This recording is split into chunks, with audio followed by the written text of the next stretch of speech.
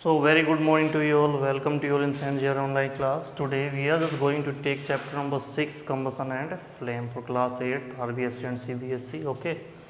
तो ये हमारा एक नया चैप्टर है। पिछला चैप्टर हम कंप्लीट कर चुके हैं 2 वीडियो के अंदर, आप देख सकते हो उसको अच्छी तरीके से। आज हम पढ़ने जा रहे हैं कंबसन और फ्लेम के बारे में। तो स्टार्टिंग में मैं आपको बताना चाहूँगा कि कंबसन क्या है। पहले इसी को ले लेते हैं, कंबसन। आपने सुना होगा ज्वलनशीलता,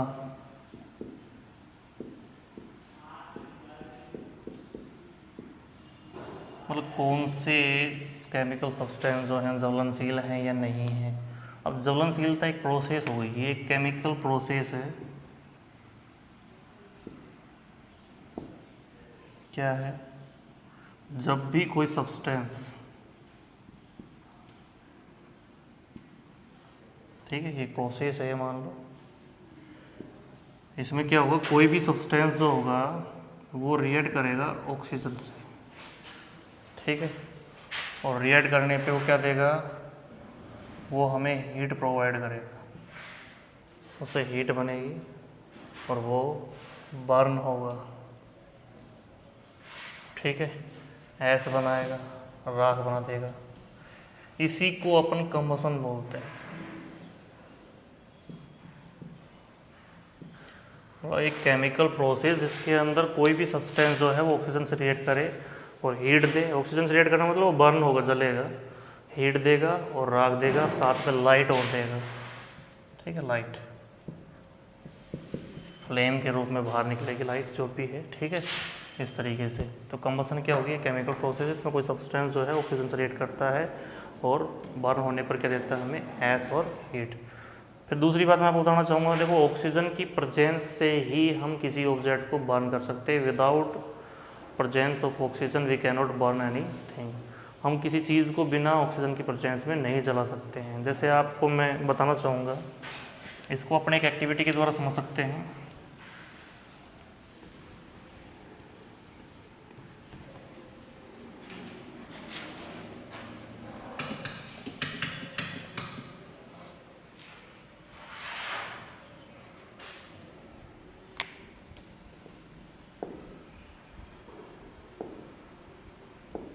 तो देखो एक्टिविटी क्या है, हमने एक कैंडल ली है, मान लो ये कैंडल है और ये बर्न हो रही है। दिस इज बर्निंग कैंडल,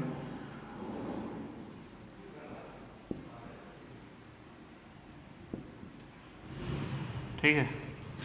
अब क्या किया हमने, इस कैंडल के ऊपर एक ग्लास रख दिया। ये मान लो बिल्कुल ये सरफेस है, दिस इज सरफेस, और यहाँ हमने इसके ऊपर एक ग्लास रख दिया। ये मान लो एक ग्लास है, ठीक है, जो बिल्कुल कवर है। अब होगा क्या, देखो ये बर्न थी कैंडल, ये ग्लास है हमारे पास। तो मैंने आपको बताया कि इसके अंदर एयर प्रेजेंट है। क्या प्रेजेंट है ग्लास में? एयर। जब तक इस ग्लास के अंदर एयर प्रेजेंट होगी, ये कैंडल क्या करेगी, लाइटनिंग करती रहेगी। मतलब ये हमें उजाला देगी, आपको जलती हुई दिखाई देगी, ठीक है। लेकिन जैसे ही ये एयर कंप्लीट हो जाएगी, एयर ख़त्म हो जाएगी इसके अंदर, तो ये लाइट ऑफ हो जाएगी, बुझ जाएगी। ऐसा क्यों? ऐसा इसलिए कि इस ग्लास के अंदर जितना O2 था,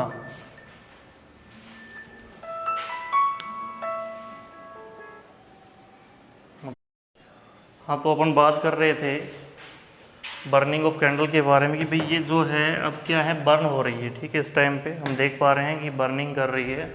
लेकिन मैं आपको बताना चाहूँगा, कुछ समय बाद, आफ्टर सम टाइम,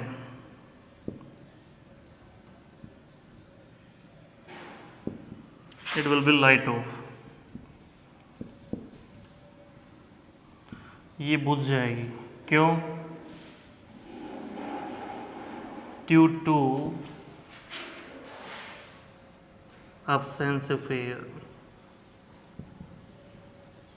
मतलब जो एयर थी इसने वो यूज़ की, ठीक है, अब यूज़ करता रहेगा, जितनी एयर इस ग्लास के अंदर थी, बाहर से तो कोई एयर एंटर नहीं कर पाएगी, यहाँ से एयर इसमें एंटर नहीं कर पाएगी क्योंकि ये ग्लास है, ग्लास के अंदर तो क्रॉस नहीं कर पाएगी, नीचे से सरफेस बिल्कुल बंद है। तो इस तरीके से क्या होगा, कुछ समय तक तो ये लाइट ऑफ होगी, लेकिन उसके बाद ये बर्निंग करेगी तब तक करेगी जब तक उसमें एयर प्रेजेंस है। जब तक एयर प्रेजेंट है तब तक कैंडल जो है वो बर्न करेगी, और जैसे ही एयर ख़त्म हो जाएगी तो कैंडल बर्न करना बंद कर देगी। इसका मतलब ये है कि ये एयर जो है इसमें कौन सी चीज़ काम कर रही है, O2, ठीक है। अगर ऑक्सीजन इस ग्लास में है तब तक तो ये बर्न करेगी, जैसे ही ऑक्सीजन ख़त्म हो जाएगी ये बर्न करना बंद कर देगी। इसका मतलब ये है फॉर बर्निंग एनी सब्सटेंस, अगर आप किसी भी सब्सटेंस को बर्न करना चाह रहे हो, ऑक्सीजन गैस इज नेसेसरी। यानी किसी भी सब्सटेंस को जलाने के लिए ऑक्सीजन गैस बहुत ज़्यादा ज़रूरी है, वरना वो जल नहीं पाएगी, ठीक है। Without oxygen that can not be burn. अब इसके बाद अपन बात करते हैं नेक्स्ट है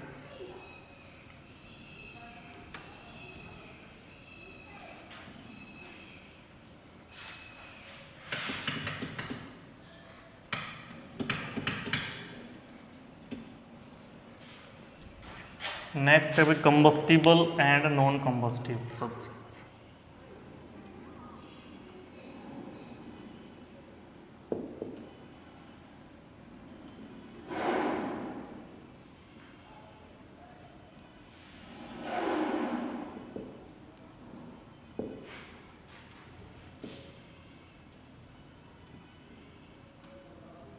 मतलब अभी हमने पीछे पढ़ा कि हम किसी सब्सटेंस को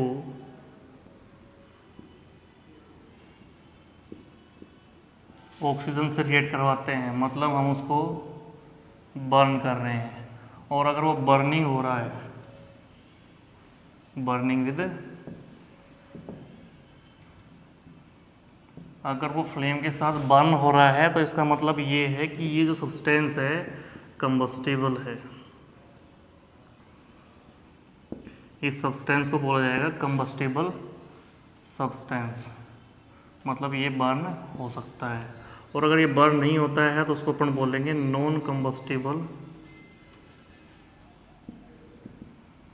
सब्सटेंस। एक तो जो बर्न हो सके और एक नहीं बर्न हो सके। जैसे नॉन कंबस्टिबल की बात करूं मैं, आप आयरन ले लो, आयरन नेल्स को जब हम बर्न करना चाहेंगे तो नहीं जलेंगे। ऐसे अगर अपन बात कर ले, स्टोन है, पत्थर भी नहीं बर्न होते हैं। अगर अपन बात करें सॉइल की तो वो बर्न नहीं होगी, ठीक है। अपन ने सिल्वर ले लिया, वो बर्न नहीं होगा। हाँ, गोल्ड ले लिया, ये बर्न नहीं होगी। मतलब कुछ चीज़ें जो हैं वो बर्न हो जाती है, कुछ नहीं होती हैं। तो जो बर्न हो पाएंगी उनको अपन कंबस्टिबल हम बोलेंगे, और जो बर्न नहीं हो पाएंगी उनको नॉन कंबस्टिबल। इसमें आप ले सकते हो एग्जाम्पल, जैसे पेपर ले लिया आपने, वुड ले लिया, क्लॉथ ले लिया, स्टिक ले लिया, बहुत सी चीज़ें, कोलतार है, चारकोल ले लो, यहाँ पे कई चीज़ें हैं। तो अपन उनको बर्न कर सकते हैं। अगर बर्न कर पा रहे हैं तो कंबस्टिबल है, नहीं कर पा रहे हैं तो नॉन कंबस्टिबल है, ठीक है। इसके बाद अपन बात करें कि फ्लेम की, जैसे हमने पुरानी क्लास में स्टार्टिंग में पढ़ा था कि मैग्नीशियम रिबन को अगर अपन बर्न करते हैं,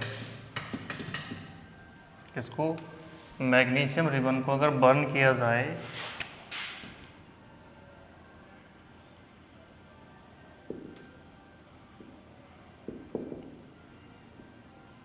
इसको अगर अपन बर्न कर रहे हैं, बर्निंग, तो ये मैग्नीशियम ऑक्साइड बना लेता है। अब मैग्नीशियम ऑक्साइड क्या है, MgO, जो इसकी एस है।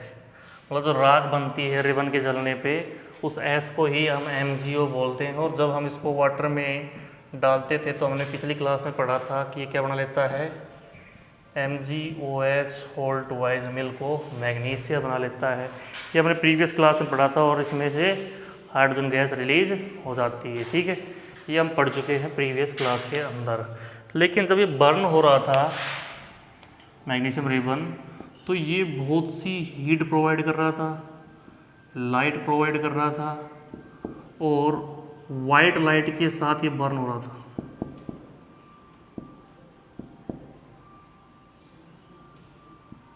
कौन बर्न हो रहा था? Magnesium ribbon.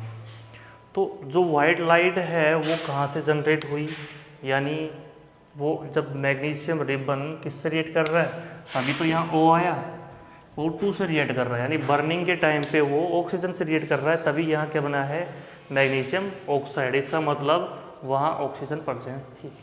यानी तो बर्निंग के लिए किसी भी ऑब्जेक्ट को अगर अपन बर्न करें तो बर्निंग के लिए ऑक्सीजन बहुत ज़्यादा ज़रूरी है। ठीक है, उसके बाद अगर मैं बात करूँ, नेक्स्ट है इनका डिफरेंस। जैसे अपन कंबस्टिबल नॉन कंबस्टिबल, ये तो मैंने आपको बता ही दिया था कि इनका डिफरेंस क्या है।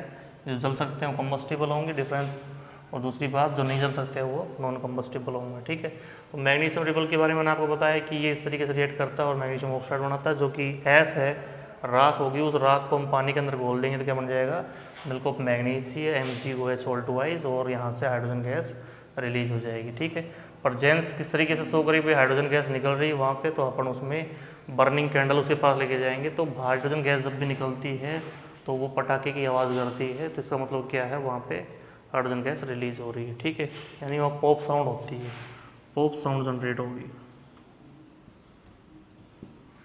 कौन सी गैस करती है, हाइड्रोजन गैस करती है, इस प्रकार का। नेक्स्ट है